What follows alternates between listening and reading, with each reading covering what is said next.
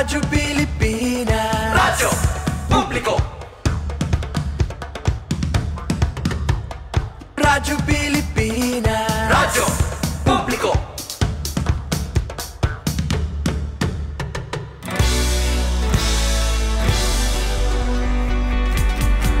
Mahalagang mga balita, napapanahong impormasyon. Kami ang inyong gabay pag may bagyo at sakuna. Serbisyo ng gobyerno kapag may nangangailangan. Mga proyekto ng Pangulo, damang-dama ang pagmamahal niya.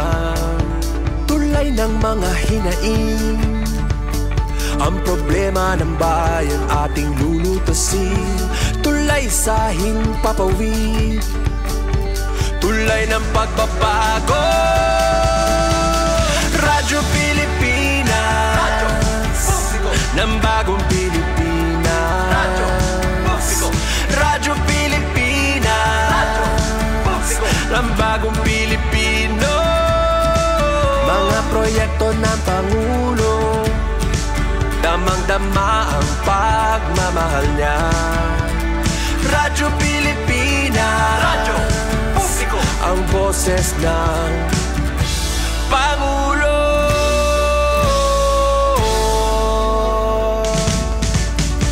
Karamay nyo kami, kahit malayo man kami nakakarating.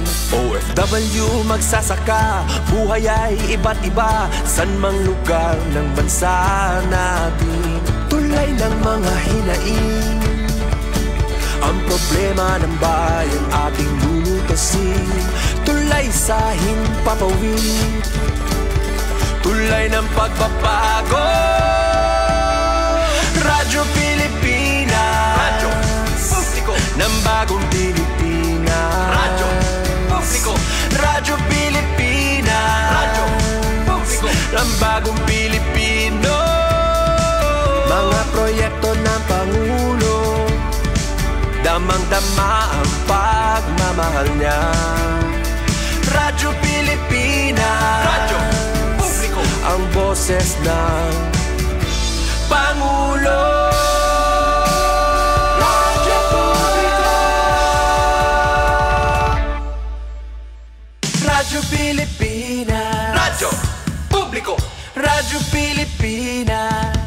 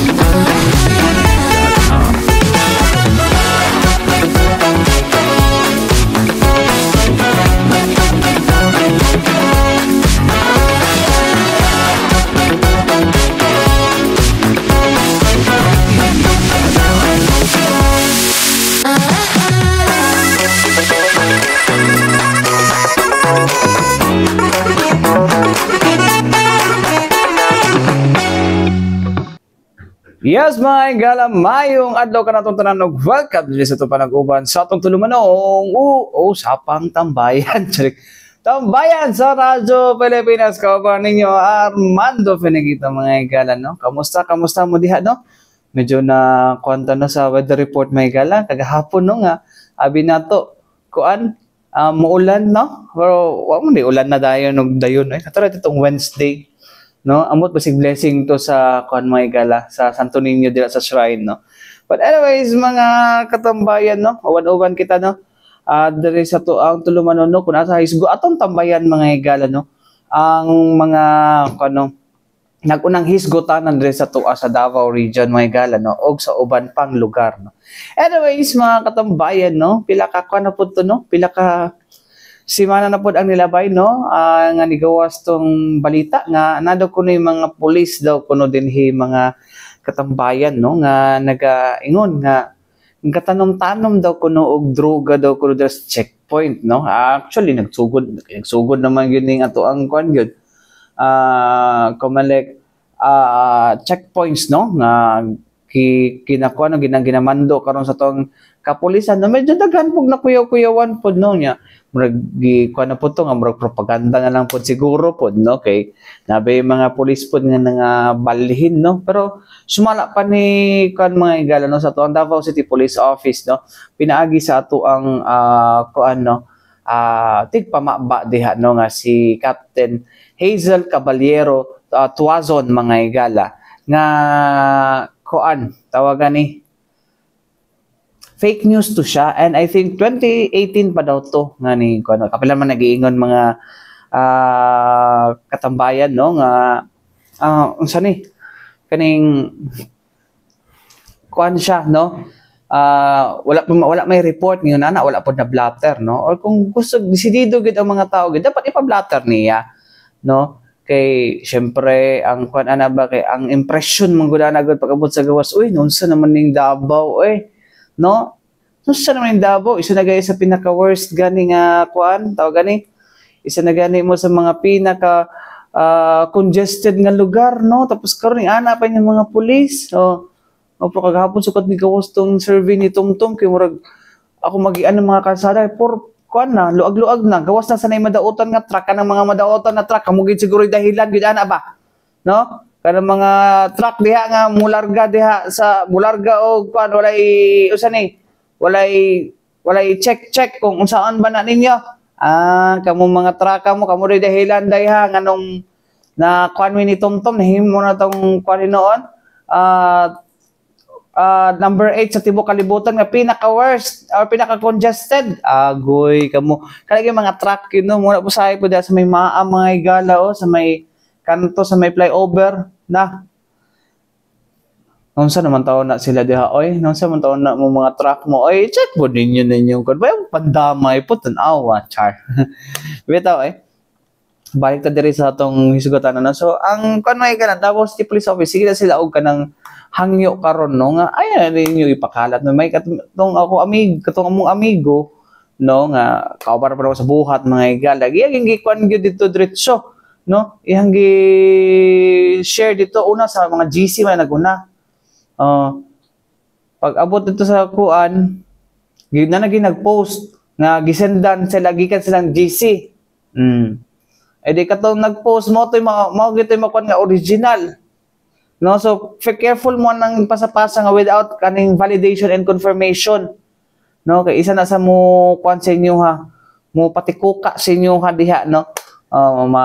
Daghan mo og kuan. I think one article 15 basta kanang kuan publication of kuan false information na sa kuan mga igala na sa to revised penal code mga igala og yayay pud ang penalty pud ana.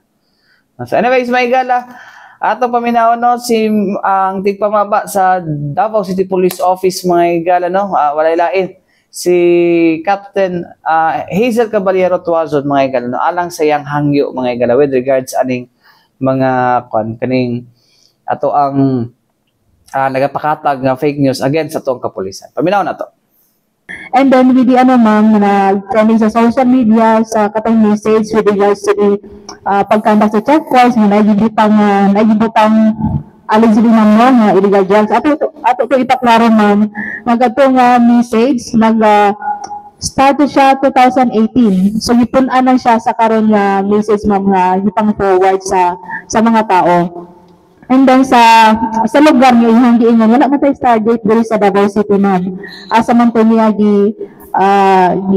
kanang kung maghimo ka ng propaganda ma'am klarohon na lang kanang tinuod ba kanang murag tinuod. So wala tay Stargate diri sa Davao City and ipabalo natin atong Davao City Police Office kung magtaog ka ng checkpoint wala ta magapa-open ay mga trans ma'am mga trans sasakyan na no and then only plain view so wala ta magapanaog sa mga tao nga nasa sulod sa sasakyanan para atong kapratan so only plain view pasabot anang plain view kanang sa makita lang sa ato ang mga mata during checkpoints and then during the ma'am, checkpoints na atay integrated command center sa Davao City Police Office headquarters.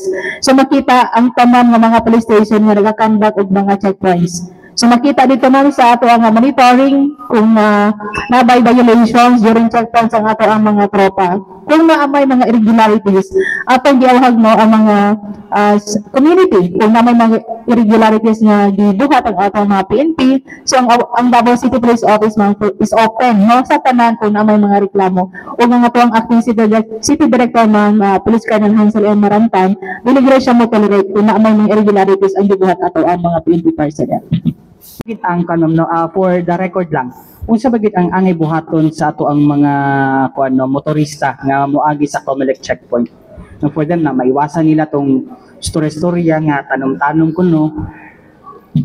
Yes, ato lang balik ko na ko sir no katong istorya nga tanong-tanong mo ka nga illegal drugs sir no. So far sa ato ang Davao City Police Office wala man tay mga reklamo nga na-receive na sir for 19 police stations. And ato to klaro nga propaganda lang sir na sa pagpangdaot sa ato ang Davao City Police Office PNP personnel. And ang ato ang Davao City Police Office nakita man nato sa mga accomplishment dili lang sa during checkpoint sir na patay mga bypass operations. So ato rin klaro sir nga during checkpoint ato ipaklaro nga dili ta magpa-open og trunk, and then kung padulong mata sa checkpoint ato lang i-lower ang kanang mga lights nato sa kaysa kita sa mata sa ato mga security personnel, especially sa mga matag kadlaw sa no nga tag-upat sa ato ang ikandak nga checkpoint. So respeto lang sa mga security personnel nga magkandak og anang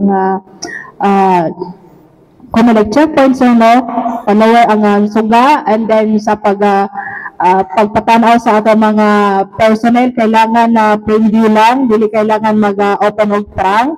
And sa mga motorcycle dapat kung i-open ang katulila mga sa tawagan ng sa U-box dapat tanawon lang, dili kailangan ikanang ikot-ikot ang unsay sulod ato, and then dili kailangan ipanaw ang mga tao nga naa sa sulod sa sakyanan sir kung naa sa four-wheel vehicle.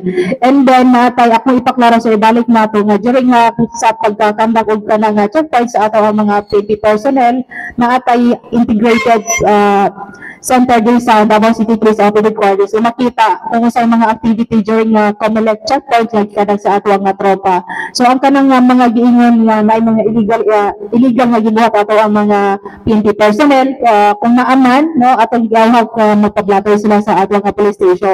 Kaysa ako ang giingon nga ato ang acting City Director ng Colonel Hansel Marantan is dili gyud siya mag-tolerate sa mga inana nga mga PNP personnel, and dili pud siya gusto nga bastuson pod ang ato ang mga naka-uniform mga PNP personnel, dili lang sa mga police, apil na din ang mga traffic personnel and other security forces na makita nato sa atong area of responsibility. Lasa lang ma'am, it's because naman ito yung nag-ingon good na gani. Based sa katong message na gipara daw siya o police before pa niya nag-approach siya dito sa pwede din na ma'am na parahon sa police para i-inform siya nga na checkpoint sa unahan. So far sir, wala man nato na ginabuhat sir na makita man siguro po nga during checkpoint wala po na ginabuhat sa ato mga personnel.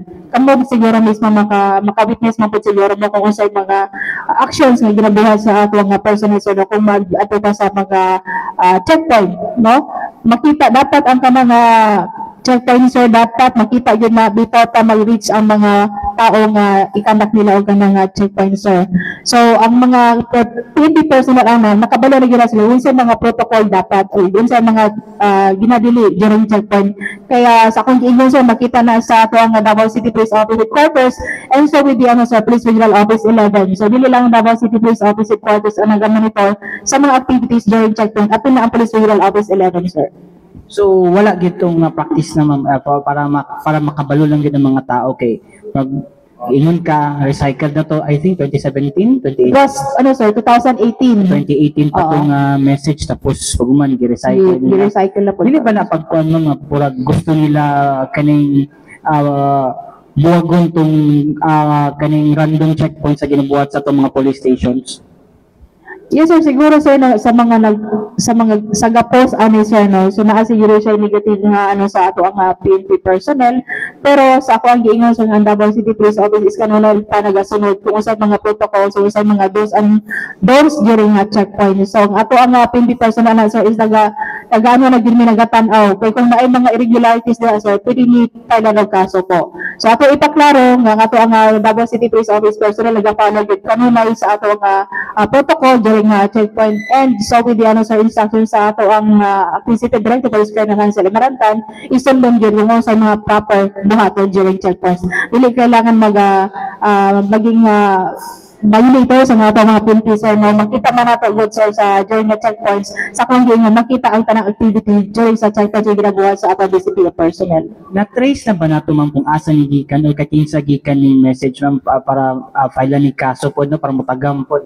Yes sir, instruction sa ato ang Acquisitive Director sir to conduct an investigation with regards to message nga na po sa social media. Ato nang i-announce na nagkandak pa investigation na through sa atong Intel and with the help also sa atong anti-cybercrime unit. If ma-identify ni siya ma'am o say file niyo siya kaso? Yes sir, kailan ang kaso sir no, and sa akong pagkabala nabutan na kailan ana before sir nga ato na trace kung asa to gitan yung message. Ding sa fake news, ayun lang na mo ma'am from Davao City Police Office nga stop na nato ang kanang fake news nga atong ipang forward sa uban pa kay nagka-apekto ni sa ato ang peace and order situation diri sa atong sulod sa Davao no. Ang ato ang top priority ma'am sa Davao City Police Office is ang seguridad din sa tanan, and hopefully ang tanan ta mag-involve ma'am para ma-maintain nato ang ato ang kahapsay kalinado sa atong syudad sa Davao. Magtinabangay ta para sa pag-protekta sa atong syudad, dumikan kay na ata diri nagtuyo kauban ng ato ang tagsa-tagsa ka pamilya. So, ito mga igala, no, ang pahayag ni Captain Hazel Caballero Tuazon, sorry ma'am, apel ka na Caballero. Hazel Caballero Tuazon, mga igala, no. So, ayun ni pakalat na niyo fake news, no. O, katong panday, gina-imbestigahan na. Hopefully, no, dakpan, nanapod tayo masampulan, no. Although, dili man ta dapat mag-file og kaso, mga igala, no. O, kanang trump up cases, mga igala, no. Okay, mo na isa sa mga madiklag ato ang korte, mga igala. Adiklag maklag, no, maklag may mong congested ato korte tungod ana nga mga kaso, pero nagagara man good, no, kasali kay magdilang ko kay task kay kung ikaw makasuhan mahasol jud kag maayo gyud, no, pati ang nagkaaso mahasol pod tungod sa kadaghang kaso nga ginatubang sa tuang mga korte karon. Mo na mga igala ang uban siguro kalabi na ka ng mga utang-utang ang mga atraso ba, no? Apoy na kayo mga tugkorte, lahal nang ipapatay na, no? Okay.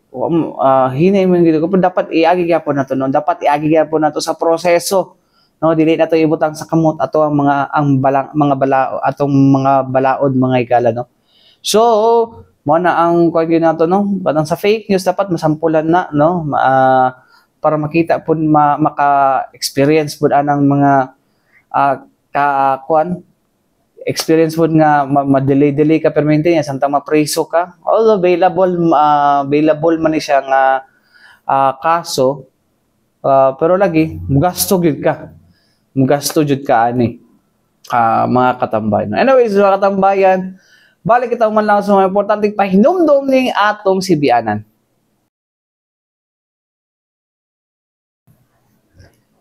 Yes, mga igala, balik kita din sa to panaguban sa itong tulumanong tambayan sa Radyo Pilipinas. Kauban ninyo, Armando Fenequito, mga igala. Okay, mga igala, no? Dinito sa to ang good news, mga igala, gikan sa to ang Davao Light and Power Company Incorporated, mga igala, kung asa gibutyag ni Sir Fermin, Reputation Enhancement Manager sa Davao Light and Power Company Incorporated, nga muubos o na ay pag-ubos sa singil sa kuryente, no, dinhi sa to sa Davao City, mga igala, no, other franchise areas, mga igala, no, nanata sa kuan, mga igala, no, nanay 0.21 na pag-ubos sa presyo sa kuan, mga igala, sa to ang singil sa kuryente per kilowatt hour, mga igala, no, bawas. So from 9 sige dito ha naman to diri sa akong kuan asa to nato sa balita nato dira, mga igala, na ato ang gi-upload kagahapon, mga igala, na diri, mga igala, no, asa to diri itong kanon atong i-check, mga igala, para sure ta Sa to manigurado lang ko mo basa ra. Gusto na ko basa. Gusto na ko basahon. Dan, atong rate na ata sa 9.20. 9.20 from 9.20 nitong December 2024 mga gala nato sa 8.98 pesos na lang, no? Pero at least na ipag nagibaba mga gala, no? Nadyo pagbaba sa to ang presyo sa kuryente mga gala, no? So good news sa puna mga gala, makatabang na puna mga gala, no? Ang pag-ubos sa kuryente, gamay, tipid-tipid gamay mga gala. Pero anyways mga gala, pa si Sir Fermin Edelyon mga gala, no, nga bisan pa man nga naipag-ubos sa to ang singil mga igala, pero kung ang imong consumption grabe kay ka makapa-aircon 24 hours ang aircon, tapos napaki mga kasagaran nimo mga kuan din ha, no, kanang dependent ta sa kuryente ba, no, natay ba mga gamit diha nga dependent kay sa kuryente nga kanang kusog mo kuan like gamit ka og kanang air fryer ko kalas gid sa kuryente ng air fryer mga igala. So kung gamit air fryer dapat kay isa ra gid sa kasimana, no, ikaduha siguro ang kung taas imong consumption tapos, no, although nagbaba pero taas hapon imong consumption, mas mulabaw pa imong consumption sa imong consumption last month, taas gyud imong presyo sa kuryente gyud, no.